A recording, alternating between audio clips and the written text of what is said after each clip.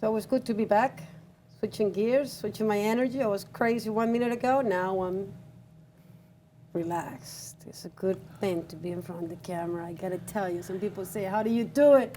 Get this energy going on. You do drugs, what's going on? No, just I love what I do. I love to sit down and come here and do my interviews, do my weekly show. Gloria Messer, Ignacio Guevara, Charles Casano, Esteban Quesada, Vizcaíno, Barbara Jimenez. I can keep naming people because this is work that we do in a team, correct? None of us can do anything in life by ourselves. We have to work together. Danny O'Shea was the man who introduced me to this wonderful couple, the Scene Place Theater. We have very special people in the house. Brandon Walker, hello, artistic director. And we have Erin Cronican. I got it right? You did. It was great. You're the managing director. Yes. Yes. So, yeah, Danny, basically, I interviewed him when you were asking me how you guys met. I was like, wait a minute, how I met Danny? I cannot even recall. I mean, actors, I guess we just pluck together and we just keep coming together. And he's a man who takes the craft extremely seriously, as you guys know. Mm-hmm. He says, Sissy, you love the theater, you love the craft, and you've got to sit down with those two. Aww. So thank you for coming, and thank you for making the time. Thank you for having us. Yeah. It's my honor, my pleasure. Let's talk about you guys, how you guys met, how you created this work together, please. Uh-oh. Are you throwing it at me? Oh, yeah. Through you, Brandon. Yeah. Okay, we met at a fundraiser for tsunami relief. Oh, that's interesting. In San Diego, 2003? No, 2005. 2005. Early Okay. 2005, yeah. I was doing a scene from Romeo and Juliet, and you were? Oh, it was a benefit, so there were lots of different things that were being done. I was singing Sing for Your Supper with two other really well-known singers in San Diego at the time as part of the benefit. There you go. It was really great. Uh-huh. You hit it off immediately. We hit it off immediately. She came up to talk to me right after I finished the scene. I was fangirling a little bit. She was fangirling. Just a little bit. Okay, that's all good. And yeah, then I don't know that we spoke much for a little while after that, but I assisted her at the Actors Alliance of San Diego. She was doing all of the marketing for a short play festival, and I was her assistant.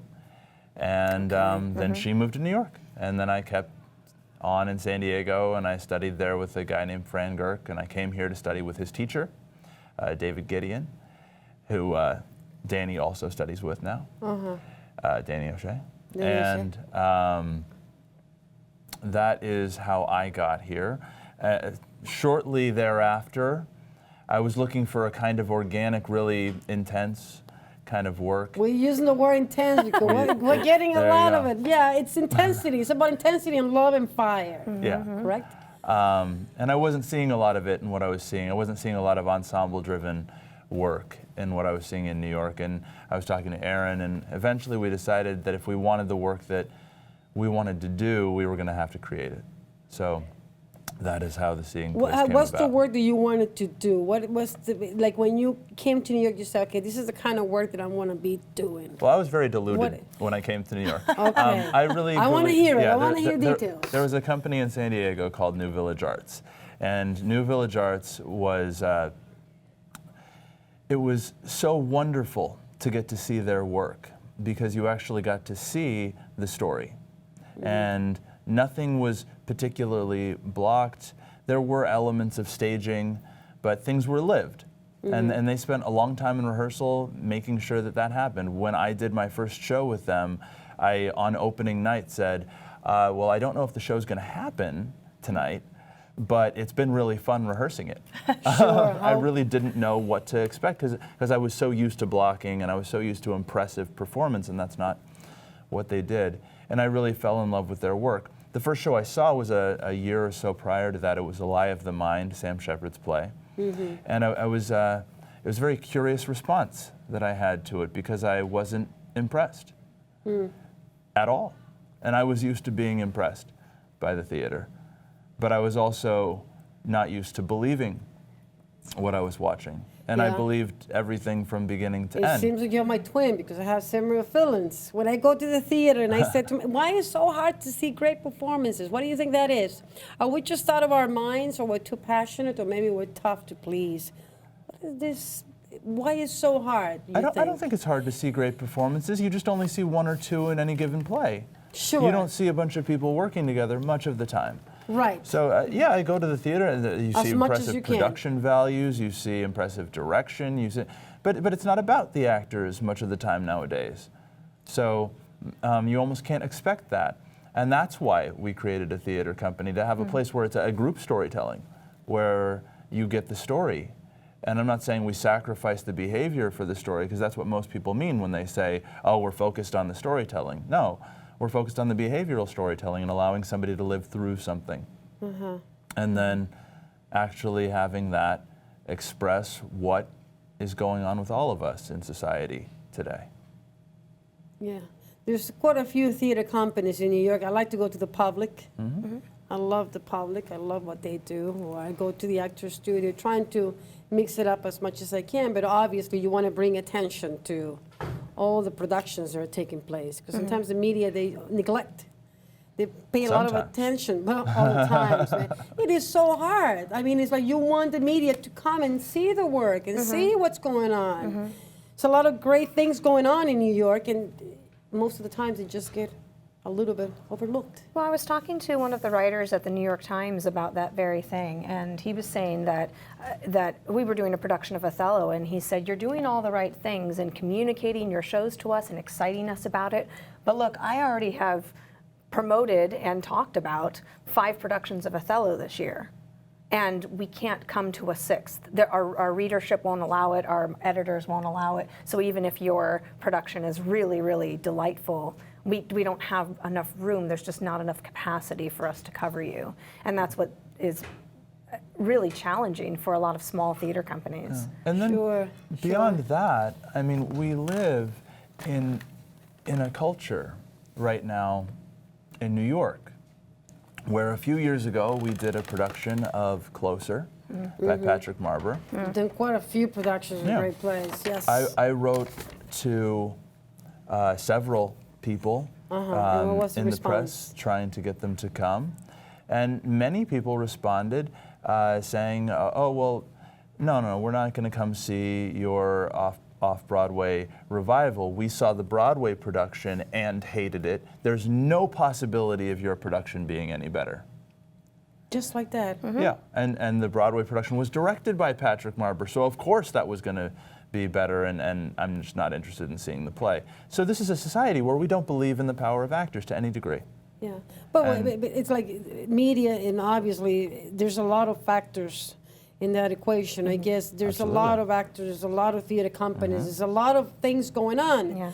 And how do we make the attention? How do we bring the media? How do we bring? That's the key, because I see a lot of actors, friends that I have, members, not members in the studio. They're always doing great work, but the problem is that they don't have obviously media But that's our coverage. dilemma, right? Not Right. only your actor friends, I'm sure this is what they're dealing with as well.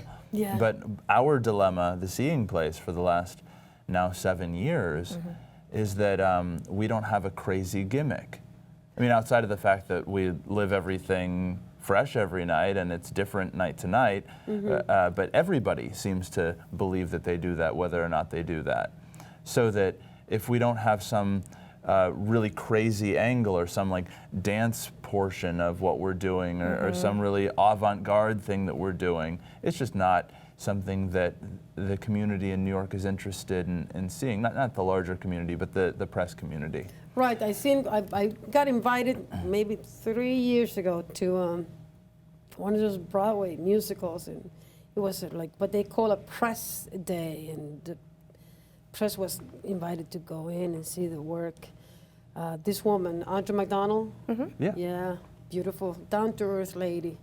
But it was very interesting to see all these journalists and all these people. Obviously, they're attracted to all these big stars, but my question was to them, I said, how do we bring attention to the other side? There's a lot of a lot of talented people in New York that they are not getting the attention they deserve. So Well, how do that's we what's so change great that? about having you and what you're doing here, because Thank you're filling you. in the gaps Thank for you. what's missing, I think, in New York. And I think it's a problem in any city. There's just not enough Yes. coverage. There's not enough money for the, arts coverage. So it's systemic. I don't think it's an issue of what people want. It's just systemic. Yeah. Right, but you make the room, you make the time too, because Yeah. it's like bottom line is if you, like when people, they want to make a movie, listen, I have a story, I have a line story, this is my idea, I have a cast, let's do it. I want to do a play, listen, I want to do a Hamlet, I have this actor. Like you come up with the ideas and you bring everybody together. But at the end of the day, we need to be people that need to see the work. Yeah. I mean, it's like But you can, that's you. You're a person that needs to see the work, and that's very respectable and to be respected.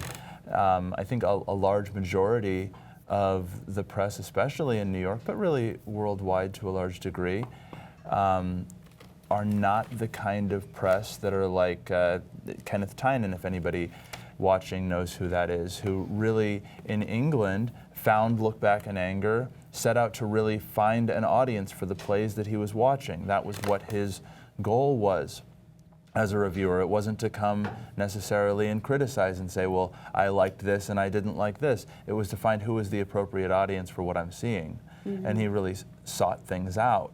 And we got a larger community, especially of bloggers and all sorts of other people that are more interested in the fame element, Sure. in the getting swept up in celebrity.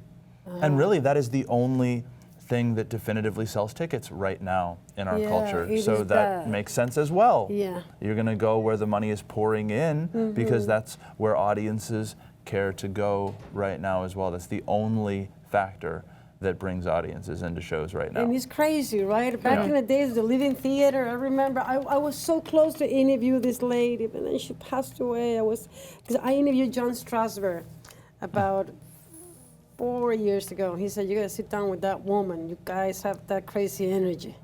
He said it right here.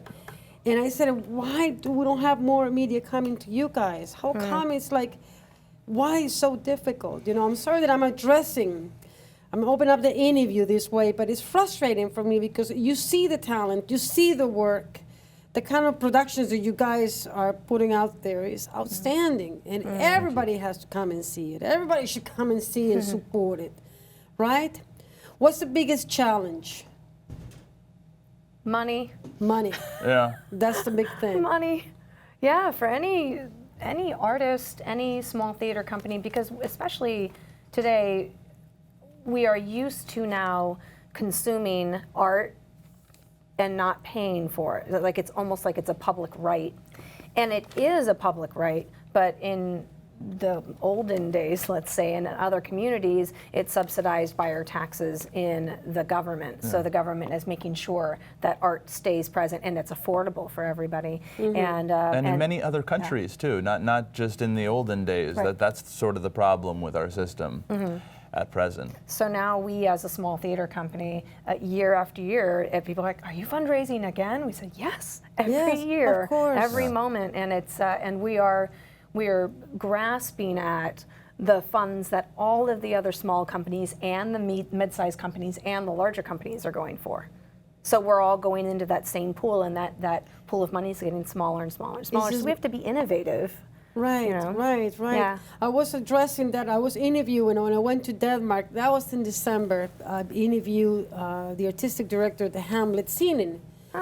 Lars, great guy, but it was kind of overwhelming because I went to the castle and we got the permission to go in and shoot, and it was very nice, you know. But I sit down with the man, and I remember that I talked to him off camera. I asked him why it's so hard for actors, and forget about big companies, because he had a big company. He got productions coming from all over the world to do Shakespeare. So they have they just bring the companies in. They bring them from London and bring, I don't know, Jude Law, Kenneth Branagh. They just keep, obviously they have the money, they have the budget to do such a thing.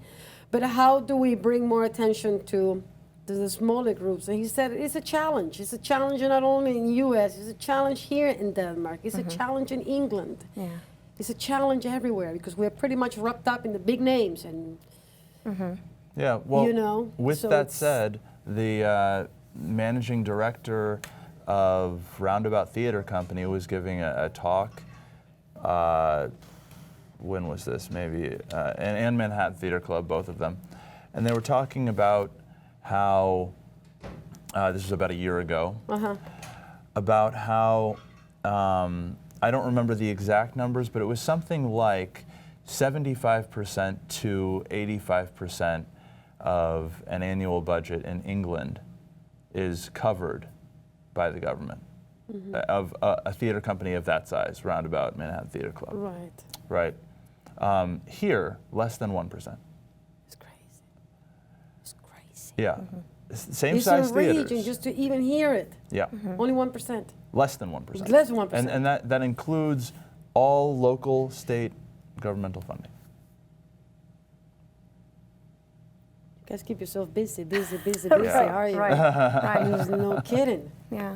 You Yeah. got something in your mind, Erin. Say it. I always have something on my mind. It I know never you do. You're stops. always thinking. There's No, always a it's just thinking process. I mean, Tell thinking me. about what the kind of dirty word of fundraising and why it's so difficult for people. And one of the ways that we're trying to address that challenge is to make fundraising more than let me take your money and then you'll get great art, which is valuable in itself, but maybe we can involve our audiences more and find innovative ways to involve them that, yes, involves that funding that we might get from them, but the value that we give back being more than just that art. And with getting back to your initial question about how the scene place started, well, the scene place as a phrase is actually the Greek translation of the word for theater. And it means the place that we go to understand ourselves. Right. So if we can combine our fundraising efforts with that mission of making sure that the art that they see with us is coupled with them really having a conversation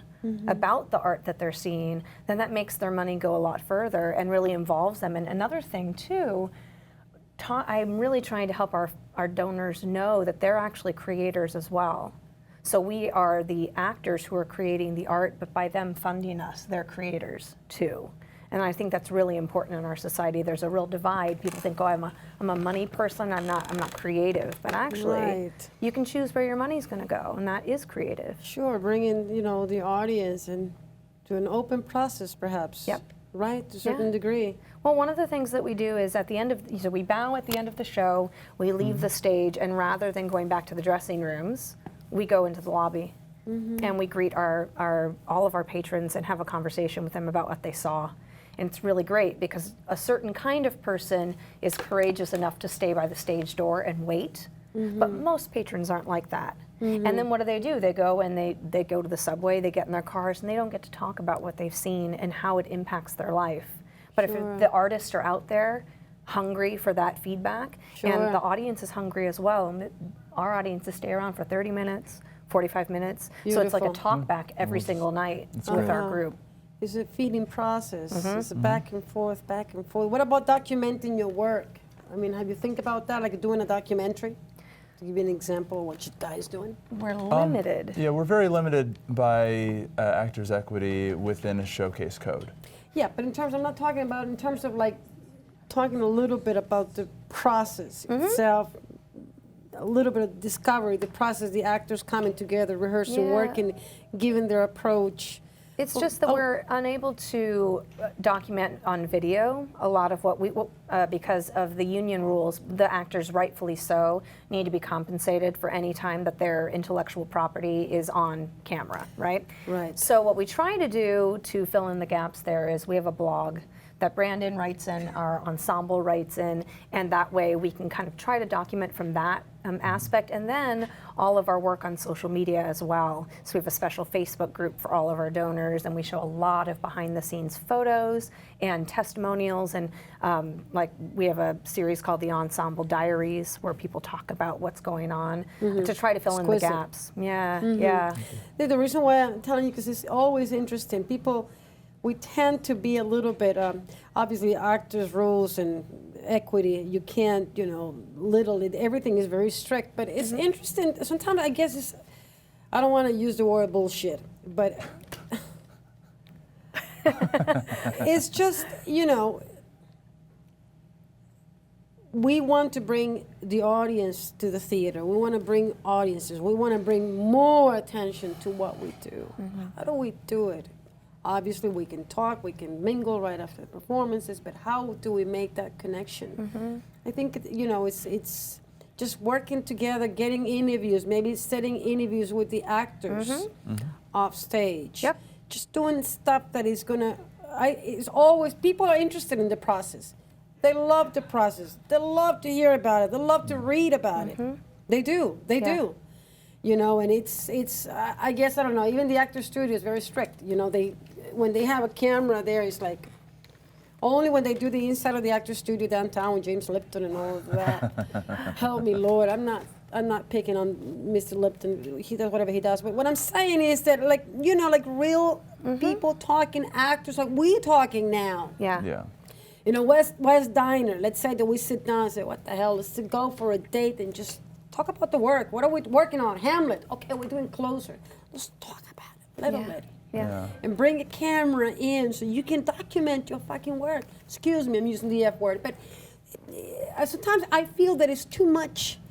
It's like a straitjacket. Everything is going to be this way, it's going to be that way, because otherwise... Yeah. You don't make it. It's like, why on earth we're not like, I would do anything to just see.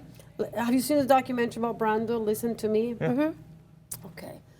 He even says it over there. But I would love to see a documentary about him back in the day when he was running his ass off and jumping from one place to the next. And like, I would love to have somebody just grab a camera, have the vision to sit down with him in the park, in Times Square, just in the bus station, hopefully, in the F train. And just have the camera with Brandon and talking about this. Yeah. You literally have to make it big to get that attention. So then everybody wants you and everybody wants to do documentaries about you. I think it's I don't know, it's limited and I'm just tired. When I see New York One, I see the work and I see on stage and it's so good stuff going on. But, you want to see like real actors in their craft, and you want to bring the camera and the interview. And I'm not talking about myself, anybody else, but bring a little bit about the camera to the process. To document the process, because this is your process, it's your work, it's your theater company, and that's priceless. Yeah. Priceless. And I tell you this much, okay? I know it's about rules and equity and all that, but it's needed to get cameras in, to sit down one day and go to a diner, something unofficial. Yeah, well, that kind of stuff can absolutely be done. It's a matter of just the actors actually creating their work, doing that can't be covered unless you're on a higher contract or that you're paying them for their time.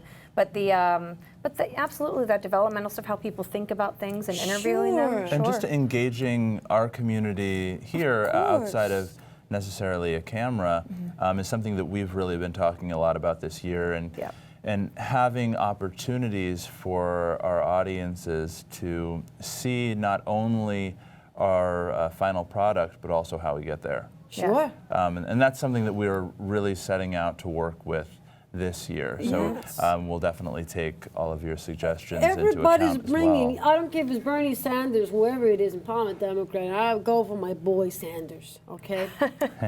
I said it. It's very interesting when you see, whether it's politicians or actors or movie stars or writers, when you see them when the cameras are off. Yeah. It's very interesting, exquisite, interesting, and powerful to see when the cameras are off. Because everybody comes relaxed and the true self comes out, literally. And it has a lot of, I guess, great value in terms of documentaries, but it's interesting to see actors. And I want to see a little more of theater companies taking that step. Not talking about New York One, I'm talking about doing interviews for the press. I mean, doing like documenting the work, bringing, because you want people to see what you do. Absolutely, and I think that where it comes into, where we come into difficulty with that, and I imagine that we're not the only people in the world that have this difficulty that run a theater company, is that even in setting up this interview, we went through a couple of different dates in trying to make that happen. Yes. Because we don't just run a theater company, we have our lives on top of that. And then so much of our thinking behind this has been like sort of the Field of Dreams sort of thinking of like, if you build it, they will come, you know? And, you know, now we're 7 years into it, and many people have come, but that in and of itself is not a fully working model since Field of Dreams. So Hey, it's a work in progress. there you go. Yeah. So like it Is takes a- a lot of time just to set up those kinds of interviews, to reach out and find people, and they're constantly changing. So you'll get a whole like group of press, and then you're talking to them, and then 6 months later it's a whole new group. I know, but I tell you this much: it's once again, it's a lot that can be done when you really think about it. I'm collaborating with a kid. His name is Esteban. He's a great cinematographer, and we collaborate. We go, we travel. I've done interviews in Denmark, in Sweden. I'm like going with this kid. He's only 26, and he's like, he's ready to go. He's always coming willing with his skills. He says, Sissy, let's do this. Let's do an interview. Let's go. Let's explore. You want to do stuff like that, and it's such a liberating thing, because I don't know much about editing, but God knows that I appreciate whoever comes in and says, Sissy, let's do this. You know, and I think with the work, there's a lot of theater companies out there. There's a lot of actors and a lot of directors. So how do we bring more attention to what we do? That's the key. And look, the credits are rolling. And I haven't even started my conversation. And Melanie Brown, you're going home. Shame on you, baby. Keep yourself in touch. Don't disappear. This is an open studio, so you see a lot of people coming in. I'm sorry that I'm a little distracted, but hey, what the hell? It happens. I was checking the website and all the work and all the places. You guys, I mean, this is incredible what you guys do. Thank you. Yeah. It's incredible, incredible. Just casting the actors, how does it work? People want to audition for you guys, what do they do? They audition for the company, and Okay. we bring them into our ensemble. And Okay. then from that ensemble, we pick the plays, and we also audition within that ensemble for the plays. And that's one of the things that makes us really different, is that we're a year-round ensemble. So the actors who work with us all throughout the year. We're training together, they're learning together, and we're training them also on how to be producers. So it's so they learn to be full-rounded theater makers. Okay, that's interesting. That's powerful, too. Yeah, yeah. Look at that. Yeah. Yeah, so we get together every Monday night, and we're reading a play, or we're doing a workshop, and then sometimes outside of that as well, and then we have rehearsals. And Do you go it's to really the great. theater much? Do you go out there and see the Try work? to see it as much as we can. Yeah. What kind of work turns you on? Tell me. Talk to me. Let's talk turkey. What kind of work? Good work. Yeah, good work. Good work. Good work, guys. What's good work for mean, you guys? I mean, Really, like outside of a couple of, I've seen a few shows in this town that have really turned me on. It's been a while since I've been able to go with enough frequency to see shows that really turn me on like that. But outside of those couple of times, I don't see theater much of the time that excites me. And it's not because it's not good. It is. But I can't pay attention, or there's one performance that's outstanding, but then the rest of the play, people don't seem to be talking to one another. Or the simple reality of people having tea never happens. They're pretending to have tea while they're doing whatever. I know, right? You know, and so I don't know. When I go to Chicago, I can see 22 shows and you love them get- all. When I go to theater in New York, I see individual performances that I like, and that's about as best as I can hope for most of the time. I think the collective effort is what makes something really good work or great work, where I get a sense of why the company has opted to put this show on right now. And why, so we in our company always say, why this play right now, and why the singing place? Why should we be doing this? So that we can explain to an audience through our work why they came to see our iteration of this Sam Shepard piece, or this Anton Chekhov piece, or this Marcia Norman piece. Versus someone else's, and that's the beauty of the art and theater, that it's meant to be done by multiple artists. And when I can sense that a group is taking that on, I feel really well taken care of as an audience member. And it's hard to put your finger on, but I know it when I see it. Yeah. So outside of that, when I choose to go to the theater and spend money on it, so I'm seeing shows that aren't just things we can get into because we're who we are, I really go for the spectacle much of the time, because that is the draw. And so I may as well go to see that. I mean, I would go see, if it were still, I don't know if it's still playing, Curious Incident of the Dog in the Nighttime. It is. It's closing later this year, September. There you go. I would go to see that, not because I'm expecting anything from the actors, because I'm expecting something from the production and that story, right?